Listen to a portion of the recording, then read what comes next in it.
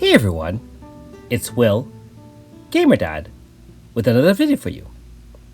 So I know a lot of you are either considering on purchasing a Star Dreams encounter or have already bought it and may have questions as to who to choose for this coveted Star Dreams piece. Firstly, as a reminder, you can buy this particular Star Dreams, I'll call it SDE for short, until December 5th UTC time. But for myself in North America, that means it's before the December 5th daily reset, so keep that in mind. After you buy it, you do have an additional 30 days from that time to decide which guaranteed 5-star to get. So if possible, wait until near the end before buying the SDE to give you the maximum time to decide who you want. The reason for this is that you may pull on other faithfuls or just other free banners along the way, and you don't want to waste this precious selector on a 5-star or 4.5 that you may hit along the way. Also, an SDE is best used to select a 5-star unit you don't have at all in any form. So for example, if you do have the OG form, you might not want to consider using the SDE for an AS form. Anyways, in this video, I'd like to share my thoughts as to what types of units are best to choose with your SDE. The reason I'm saying types of units is because I will group them into a tier list of sorts, and will also give some examples of units within that tier. Please note that this isn't a class tier list, that is, I'm not ranking which units are the most powerful. I mean, you have Ultima and some other resources for that. Rather, in my opinion, the goal of using the SDE is to fill any significant gaps in your roster. So, let's start off with what I consider to be S-Class Tier 1 selections. Again, the goal is to make your roster better in order to beat super bosses or other difficult upcoming content. Therefore, I would highly recommend you consider grabbing a zone unit if you are missing any of the 4 elemental ones, or even Radius or Yifa that are currently available. I'll talk about AS4 in a bit. Keep in mind, if you have a 4.5 of a unit that can become a zone setter, I wouldn't recommend using the SDE on it, because you can simply grind out the required materials to eventually get it, even though it may take a few months. But remember, SDEs also don't come around very often, so you really want to use it sparingly. In no particular order, if you are missing Mayumpha, Radius, Yifa, AS Yuna or Annabelle, or AS Claude/Fena, then choose one of those. And if you do have Claude, for example, AS Claude, don't waste this pick on AS Fena because you have already unlocked access to that particular elemental zone. Now, if you're wondering why I seem to be emphasizing grabbing one of each zone unit, here's a quick example of what you're getting. Take AS Fena, for example. Firstly, by just having a zone, you get automatic AF builder for using those kind of zone units. 50% damage up, 50% earth resist shield for free. That's not including her heal that increases max HP and cleanse status, her VC that increases speed 40% for your entire team, moves that give wind resist down and wind DPS up, and guaranteed poison setter for your poison Grasta. And let's not forget about her guaranteed crit every 3 moves. I mean, let's talk about a broken OP unit. AS Vena is crazy good, and most of the zone units have similar versatility. As for AS Foreign, all of you should have a 3.5 or 4-star version of her at this point. Therefore, she will eventually be unlocked for you by grinding enough chants and treatises. Unless you have a lot of money to spend on Faithfuls, I wouldn't recommend picking her, just because you can eventually grind her out. Other units I wouldn't select, for the same reasons, are AS Seal, AS Akane, AS Runa, or AS Nikke. Furthermore, I wouldn't pick Hardy as a first pick, since AS Garyu is already a free Fire Zone setter. Although, if you really want Hardy, feel free to. At the end of the day, it is your decision.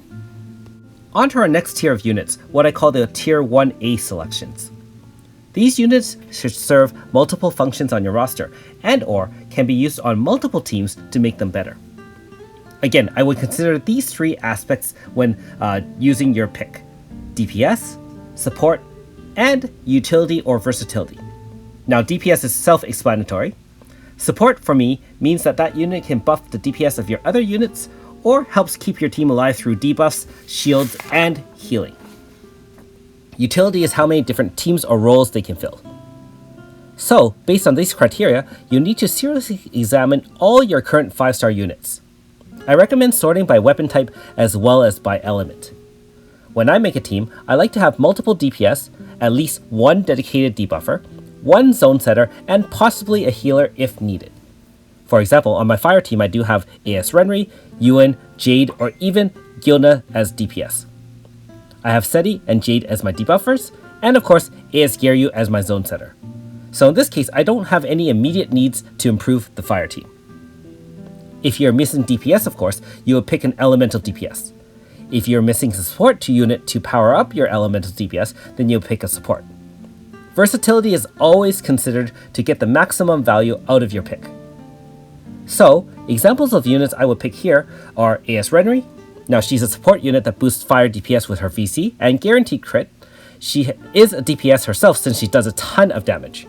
She also fits in slash teams, fire teams, and you can also side grade her to OG Renri, which has non-elemental capabilities. Tsukiya supports fire teams with physical resist down 50%, fire resist down, slash resist down VC. Also, she does moderate damage herself. In the future, AS Tsukiya is available, and both her and the OG unit would fit in fire and slash teams. For water, Hismina doesn't do much support, but she has a top tier water DPS, and she has an AS in the future which will also be a top tier water and pierce DPS. Shani AS is also great as well. Strong water DPS with support and water resist down, plus the bonus as she can side grade to OG Shani, which is the ultimate water support unit in my opinion. She boosts water DPS teams, she has water resist down, physical resist down, and she does decent damage on her own. Now for wind, Famine, as you all know, is a top tier wind DPS that helps with pain and poison setting in order to allow you to use those pain and poison Grasta. Daenerys is also a great support unit that can heal, boost speed, and crit rate. However, for wind anyways, these abilities are covered by AS Vayne and Yifa. On to Earth. Myris AS is a top Earth DPS mage, vital for upcoming Magic Zone teams as your main DPS. She can also side grade to OG Myris, which is great as a support. Keep in mind that OG Myris would manifest as a healer, has a physical shield up, physical resist down, and power down moves. Negi AS is another top tier Earth physical DPS. I'm sure you've seen me use her many times. She has supportive capabilities as a pain setter, and she applies Earth resist down. She plays well on both Earth and slash teams. Her OG form, which you have access to with 5 chance, boasts one of the best int debuff abilities in the game, so more of a support unit. Now, Tiramisu is a unique unit. Although she is Earth, she has a fixed non-resistible damage potential. This makes farming extremely easy and can help with some bosses. However, she needs some grinding to unlock her full potential, and you need maximum spirit stats to get max damage. So, you can consider using her as a pick if you really need her to improve your game quality of life. Thalili, or Chiruru, is our first Shadow Lunatic slash user and boasts tremendous DPS. However, I would only recommend picking her if you have at least radius to enhance her via slash zone, or in the future of course AS Alulu, and if you don't have any real holes on your teams. So again, to summarize, you need to look at your roster of 5-star and 4.5s to see what you are missing, and try to draft the best 5-star unit that is available through the SDE. Keep in mind, these are only examples of great units, and there are plenty of other awesome 5-stars to pick from. Also, this is my personal opinion, and your views of each unit may differ from mine. Hope this video helps you decide on who to use your SDE on. Thanks for watching! We'll see you next time.